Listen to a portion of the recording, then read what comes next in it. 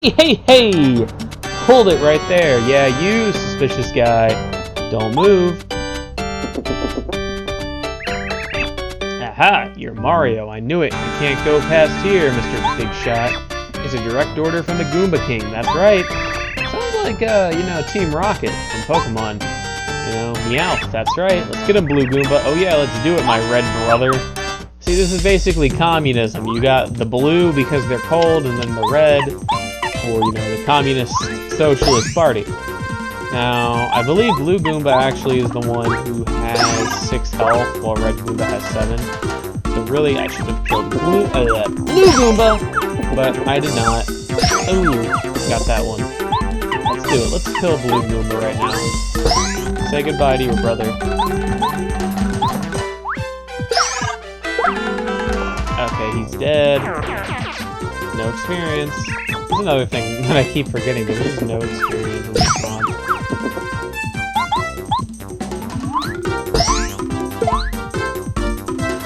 Alright, and there he goes.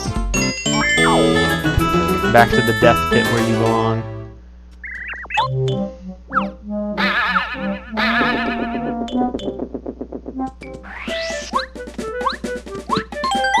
If you want to save completed.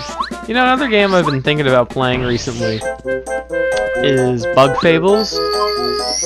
I asked for it for Christmas, so hopefully that's when I'll get it. We'll see. That game looks pretty good. I want to play it, but I just was just waiting for the right moment, right time. So that was kind of that. The best thing about this playthrough is that really you don't have to do any fights. I keep forgetting that because you don't get anything for fights. So I should really just skip past those. If you can excuse my noobness for just one episode, hopefully. Hey, look, Mario, see that building over there? I'm pretty sure that used to be a bridge on the other side. Wonder what happened to it. Oh, here he comes! Is that King DDD coming out? Oh, nope. Red and blue Goomba. And it looks like a King Goomba. The funniest thing about that crown is that it looks just like the crowns from Sticker Star. And I'm just like, man, why'd you have to do this, Nintendo? Why? Why do you gotta remind me of Sticker Star? You hear that, Mario? It's not one step. Are you scared, little man? It's starting to sound like Hulk Hogan there, Blue Goomba. That was actually... Oh, you just go straight into the fight here. I forgot about that. But I was playing... Or not playing. Well, I guess you could say I was playing a video. I was playing a video of WrestleMania 3. I'd never seen WrestleMania 3, and I had just gotten into wrestling because of my dad. He had shown me AEW, the All Elite Wrestling with Kenny Omega, Jon Moxley, Chris Jericho, Les Champions. Oh, they're not dead yet. Okay. I don't know their health here. I kind of just don't want to waste these, stomps. But I was watching WrestleMania 3, and that was a big match at the time. I watched the entire match. It was like 22 minutes. But it was Andre the Giant versus, at the time, the reigning champion, Hulk Hogan. Now, Hulk Hogan these days is kind of like a washed-up star. I mean, he said some things that I think most people nowadays would regret. So, that's neither here nor there. But if you go back and you watch that match within the context of it being, at this point, 33 years ago, and you start to realize this is kind of like the beginning of what, wrestling on the TV screen was. And to see, Andre the Giant, 525 pounds, versus Hulk Hogan, this guy who nowadays has all these back problems, you can see where his back problems come from. I mean, they probably stem from the beginning of his wrestling career, but these would probably be turning points in where he probably screwed up his spine, probably for the rest of his life. But beyond all that, the thing that I really liked about that match was it was like a classic biblical fight, which is really funny because, I mean, not funny in the sense that haha, but it's kind of neat because Hulk Hogan himself is, a Christian, and he always, at the end of the match, he thanked, God himself. for all the strength that he was able to do and put out in that match. It was just, you know, nice to see it rhyme, you know. You see a David and Goliath type of match, you know, the small man versus the giant, you know, the small man versus the giant, and sometimes the small man wins. You're surprised when it happens, but it makes the payoff all that much more worth it. And, you know, that's another thing that I like to talk about is storytelling. That's one reason why I like this game. It just tells an excellent story. It may be a simple story, but it doesn't try to do anything that it knows it can't do. It stays within a area that's good enough, I believe, and also gives you a nice look at the Mario universe from a different angle that you normally don't get to see that much. You know, you don't get to see Goombas with hats. You don't get to see Koopas that aren't just, you know, enemies. So, that's one reason why I really like Paper Mario, and that's probably about, you know, you can add that onto my laundry list of reasons why I'm playing this game right now. But I mean, this game is 19 years old, and I hopefully I'll be finished with the Let's Play before its 20th anniversary. But we'll see. Save and continue. But it is what it is. Alright, what's Kammy Koopa doing?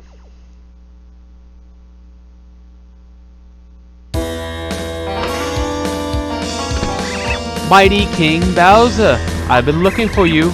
I report your evilness. Mario defeated the Goomba King.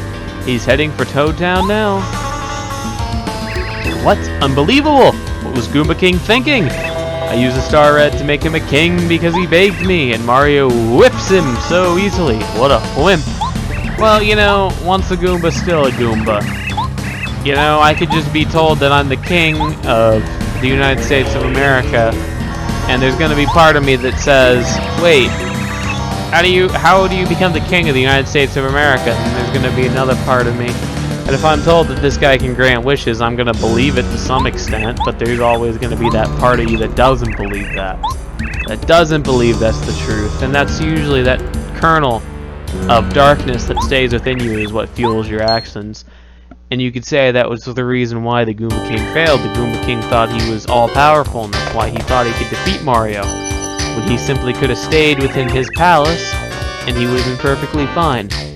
Hubris would, I would say, be the word of the day. Hubris. You know, I'm not trying to be Sesame Street here, but, you know, you got 1 Koopa, 2 Koopa, 3 Koopa, 4. You know, but that's just what makes the storytelling so beautiful. I mean, it's simple things like that that are just oddly satisfying. You might not be able to put your, you know, your mind to your tongue and then to words that make any sense. But that's why it happens the way it happens. Oh, this is, oh yeah, baby, a triple. How'd you like it? Oh yeah, excellent, really. I'm not easily impressed either. Mario won't have a chance if you finish him without attack. We'll take him now, King Bowser. By the way, my Koopa Bros, about the captured Star Beard I locked up in your fortress. Who's guarding them right now? Nobody, sir. You know, we're here, and you're there, and he's over there, and he's in the fridge, and he's the caveman, and I'm over here, and he's in there, and he's the caveman, and the sheriff's over there. But that's essentially all you can say about that. This is Master Quest content, so can't get over there yet. We'll be able to do it relatively soon. We just need the hammer from Chapter 2. But since we're not even in a chapter yet, we're getting a little ahead of ourselves. Just a little bit. Alright, let's get the Sleepy Sheep. And also, this was the coolest thing when I was a kid. I thought it was so cool that you could go up here and get a free badge, and not only that, you could see the top of this area. Hammer Throw is actually a very important badge in Master Quest. I believe it costs 2 normally, however, since we're playing the DP only run on Master Quest Jr., it limits you to 16 badges.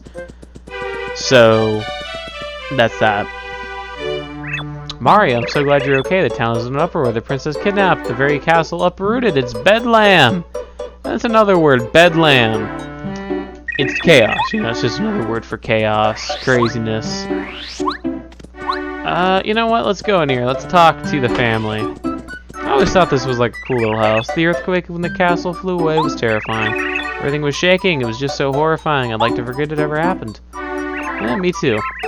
Oh, busy, busy, the room doesn't get tidied up when my darling's at home. You know, the funny thing too is when you notice this, they all must sleep on the floor. They got a one-bedroom house. My dad works at the castle, so he's not home usually when I'm... But now the castle's gone, so he's at home. When I said I'm glad because Dad's at home, I got scolded. What's up with that, man? Yeah, you know what? What is up with that? You know, I told my dad, you know, I'm glad to see him every day. He's like, man, I really wish I could go to the office. And they closed his office due to COVID. And, you know, it's never going to reopen because they're just like, well, it's just a cost that the company can eliminate. And they said, well, we can just give that cost that we would be spending on the offices on our own employees. So that's what they did. So, you know, overall it was a pretty nice transition, but part of him still wishes that he could go to work. So, you know, I don't blame him. I think sometimes you need that interaction, you know, leave the home to do things that you consider normal. And you can't just stay home for the rest of your life. You know, it's not worth it. Because I know there's some people who, you know, we're doing this in the middle of, you know, I want to call it an apocalypse, but kind of like a mini apocalypse to an extent. I don't want to call it that, but if I call it what it actually is, you know, YouTube immediately takes down your video. But given the time that this content is being recorded and uploaded during, there's just a lot to, you know, to unpack there, you know, to put it simply. But if you would like to leave your home, you know, there's just, you know, my mom hardly ever leaves the house. She left the house like, you know, she'll leave the house like once every 2 or 3 months now. She hardly leaves. I know there's people that ignore that and they go grocery shopping every other day or every other week just because. Just as like, well, I need food, so I gotta go grocery shopping. And I understand that. If you want to go grocery shopping, go ahead and do it. I'm not going to tell you that you can't go grocery shopping. But there's other people around that, you know, almost never leave their homes. So if they want to leave their homes, you know, once every 3 months to go shopping, why not let them do that? I know most of the world doesn't like that, but if just 1 or 2 people were like that, it'd make the world a better place. Alright, let's go exchange our star pieces for a little bit of badge. My Mario, my information business is selling. My information selling business is shut down. This was just I believe a glitch, and then he just never patched it. It's funny though, if you go into certain angles, that'll come back. It's kind of sad that that got removed, but, you know, do you really need it? It's just because of the new star pieces.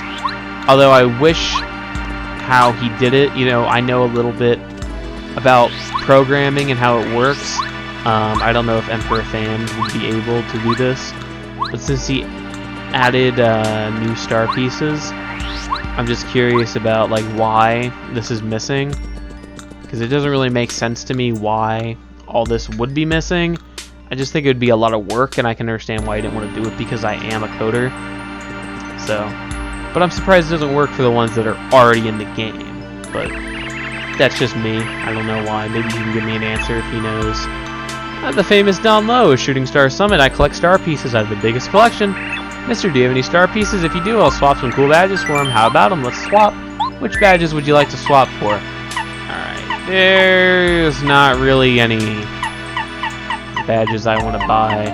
I'd rather save up my badges, get like a Flower Fanatic, because, like, don't get me wrong, I like these badges.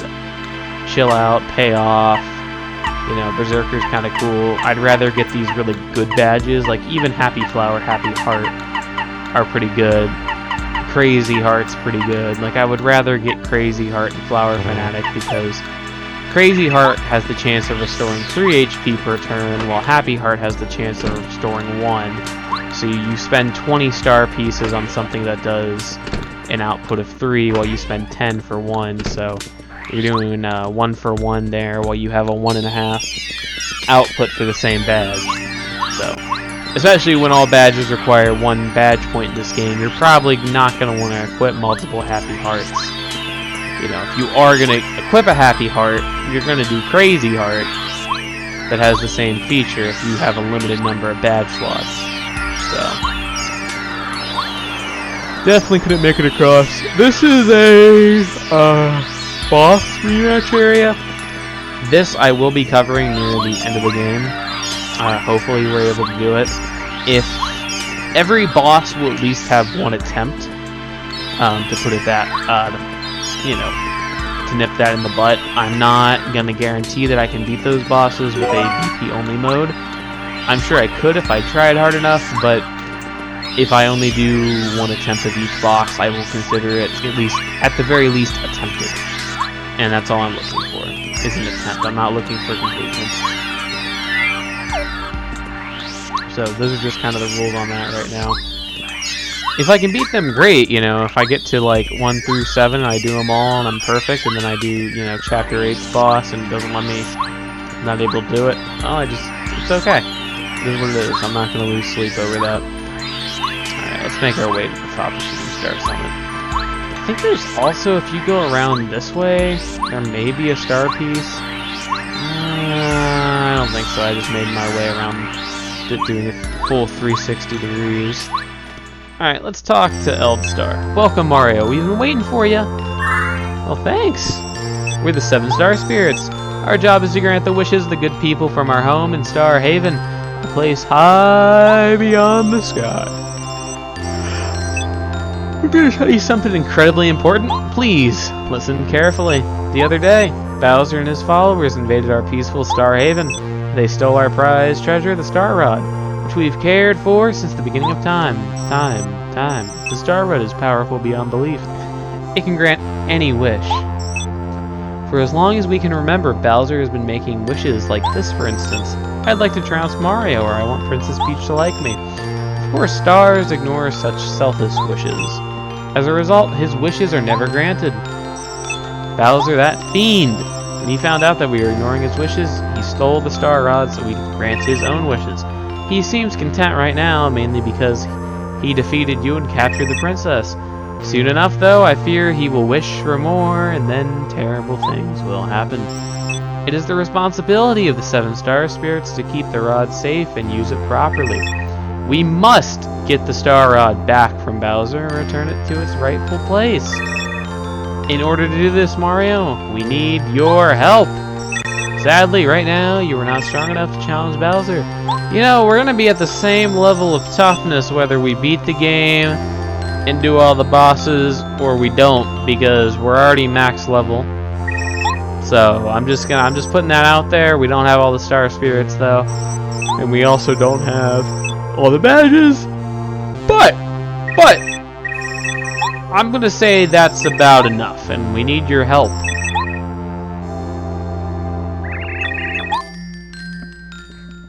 Oh yeah, and then we gotta do a Peach interlude.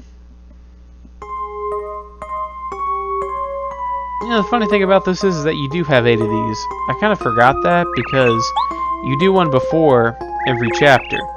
So you do one before chapter 1, 2, 3, 4, 5, 6, 7, 8. There's just not one during 8 or after 8. And because we have a prologue, that's why you do it. So, if only somebody could help me. Although I don't remember if this one's playable. I don't think it is. Wahaha! My dear Princess Peach, how are you doing this fine day? It's no use for Mario this time, dear. Blah, blah, blah, something, something. It's great, typical Bowser stuff. You watch yourself, Princess, because you better not cause trouble. Ho, ha, ha! It's a very interesting laugh. I think it should be ho, har, har. You know, that sounds a little bit better, but ho, ha, ha. I don't know, ho, ha, ha? Ho, ho, ho. Like, oh, ho, ho, ho, ho. I don't know, it doesn't really... I don't know, Cammy, you're not really doing well with that one. Alright, Twink, we love your theme, but we don't really care what you gotta say. We just know that you're a plot device. Because let's be honest, if there's stars that are constantly going from Shooting Star Summit and now we're able to grant wishes, there's simply going to be a star that was caught in the conflict, and you just so happen to be that specific star. So it could have been any number of stars that left Star Haven at that time. It was just during the time that Bowser chose, Twink was the one that decided to graduate at that time. So that was just kind of that. Alright, send your message to Mario. And it's not going to be the action commands thing, it's a badge. So, because we already have the action commands.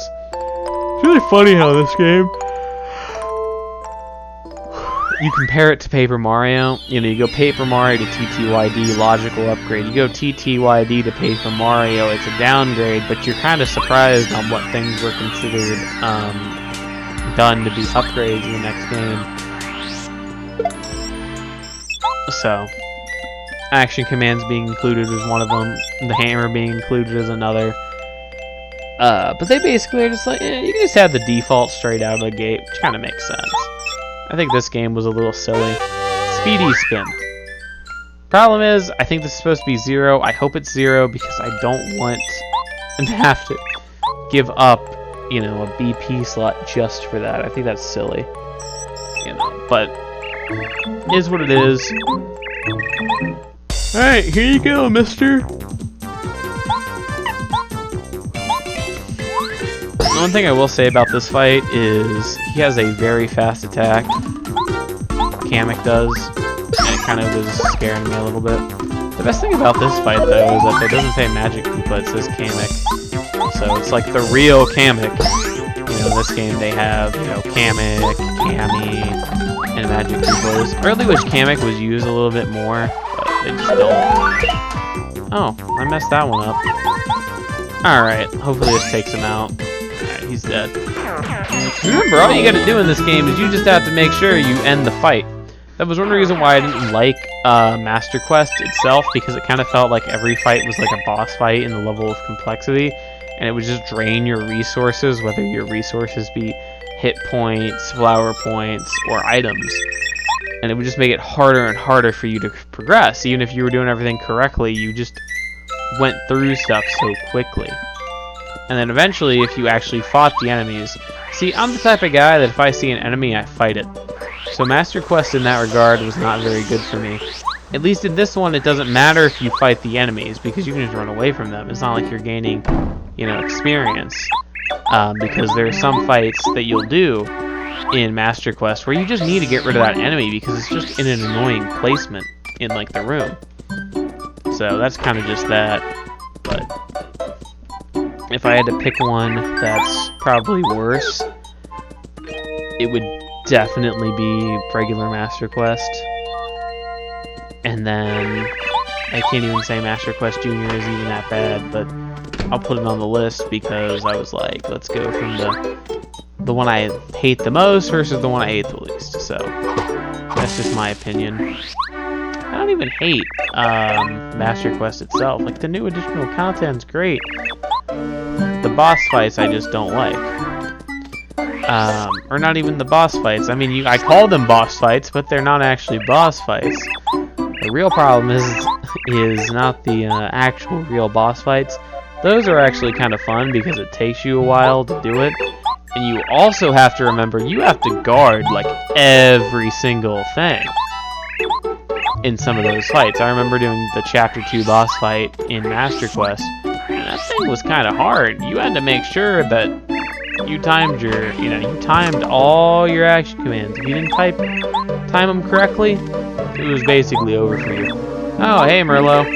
Or Merlin.